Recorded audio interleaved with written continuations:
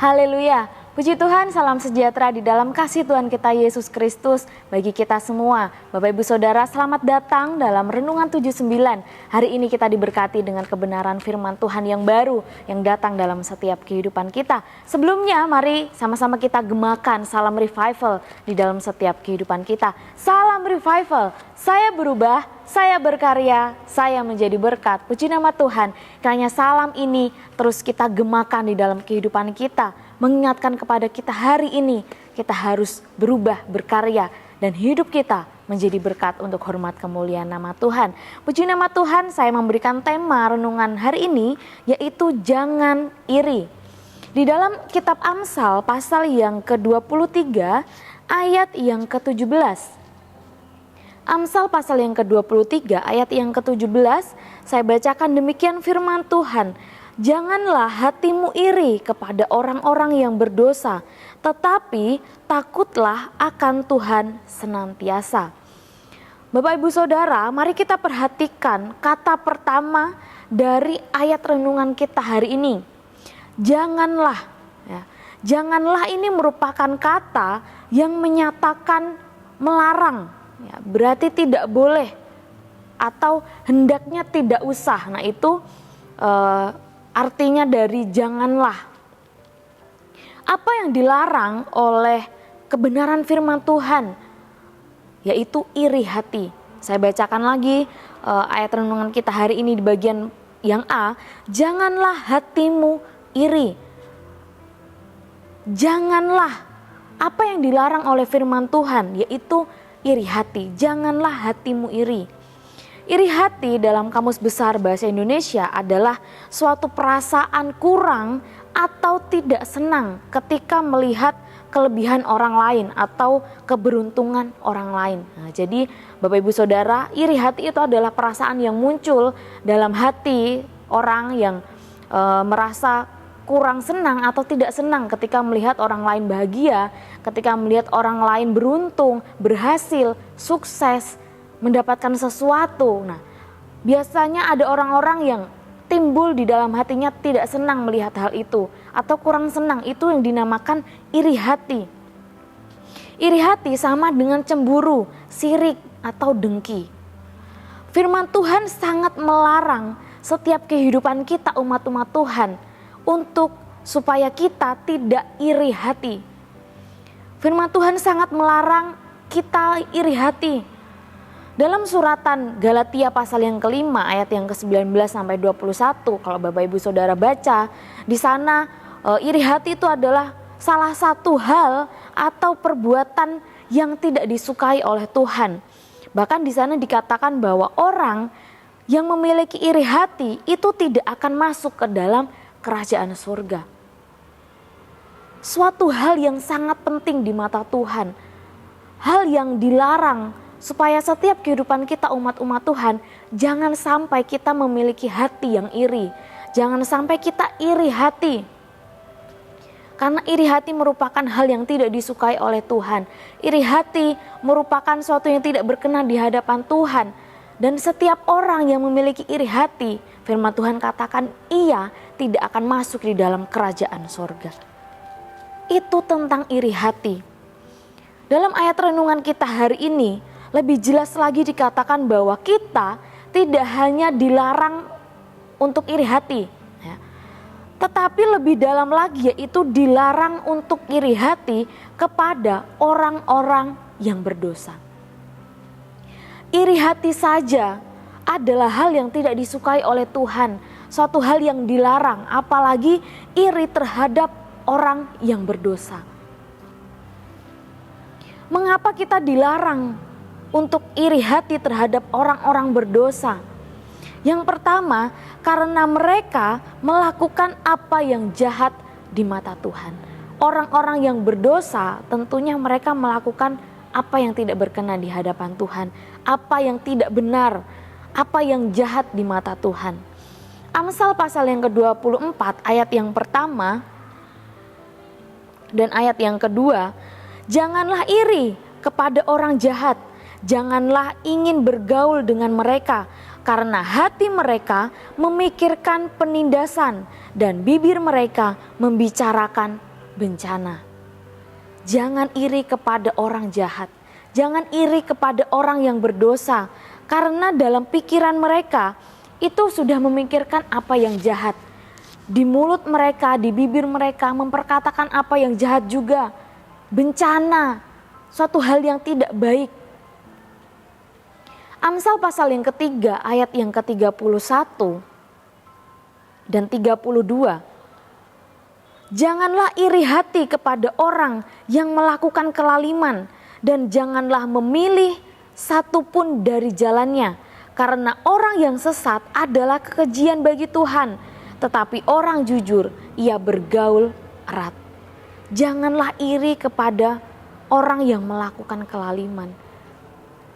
Jangan iri terhadap orang-orang yang berdosa, yang melakukan apa yang tidak benar di hadapan Tuhan. Pikiran mereka sudah tidak benar, mulut mereka, perkataan mereka tidak benar. Terlebih-lebih perbuatan mereka juga tidak benar di hadapan Tuhan. Itulah alasan yang pertama mengapa Tuhan melarang setiap kehidupan kita untuk kita iri kepada orang yang berdosa. Karena mereka melakukan apa yang jahat di mata Tuhan. Alasan yang kedua, mengapa firman Tuhan melarang kita untuk iri hati kepada orang-orang berdosa. Yang kedua adalah karena kebahagiaan orang berdosa, orang-orang fasik, orang yang melakukan kejahatan di mata Tuhan, itu hanya sementara. Mazmur pasal yang ke-37 ayat yang pertama dan kedua. Mazmur 37 ayat yang pertama dan kedua dari Daud. Jangan marah karena orang berbuat jahat. Jangan iri hati kepada orang yang berbuat curang. Sebab mereka segera lisut seperti rumput dan layu seperti tumbuhan hijau. Kehidupan orang-orang yang berdosa, firman Tuhan ibaratkan seperti rumput. Kemakmurannya, kemujurannya, kebahagiaannya itu hanya sementara.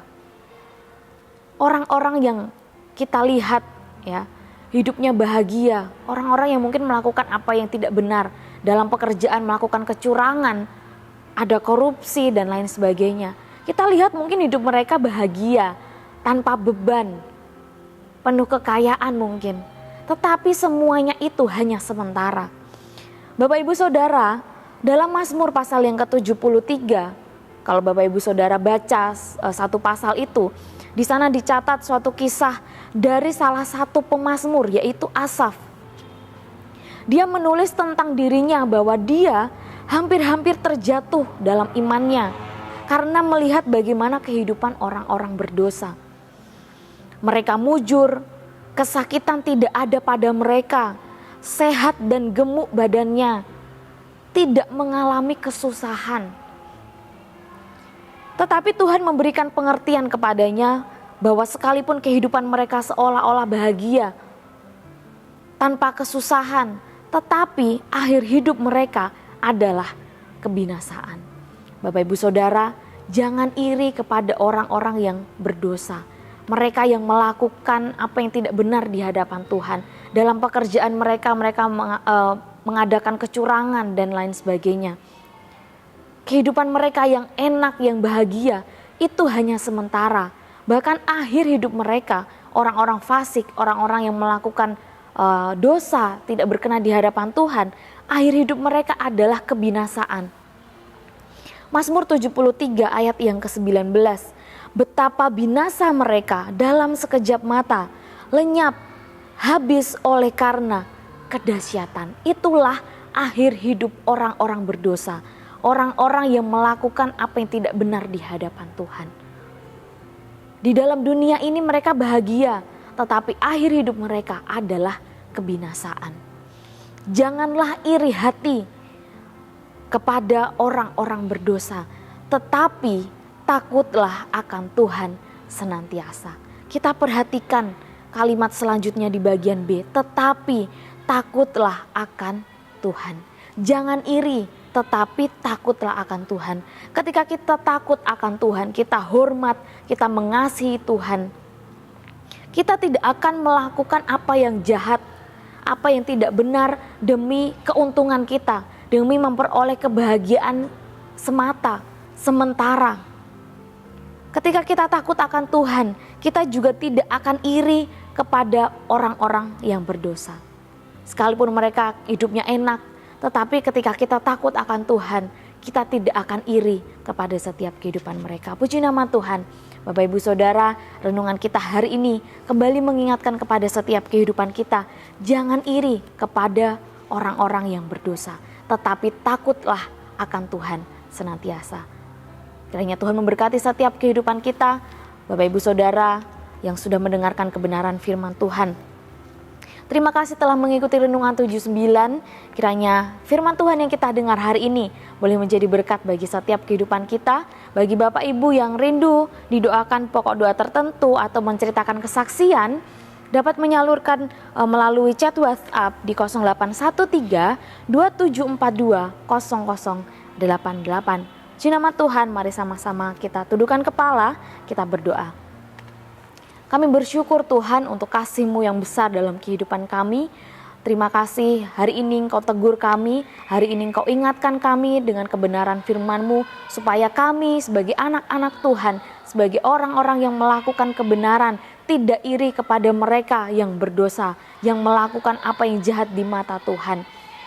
Kiranya Roh Kudus menolong setiap kehidupan kami, memimpin setiap kehidupan kami, umat-umat-Mu untuk tetap di dalam kebenaran firman-Mu. Terima kasih Tuhan, kiranya Tuhan menjawab kami, keluarga GBD Elshadai Magelang pada waktu kesesakan. Kiranya nama Allah membentengi kami, kiranya dikirimkannya bantuan kepada kami dari tempat kudus dan disokongnya kami dari Sion. Kami mengucap syukur di dalam nama Tuhan Yesus Kristus. Haleluya. Amin.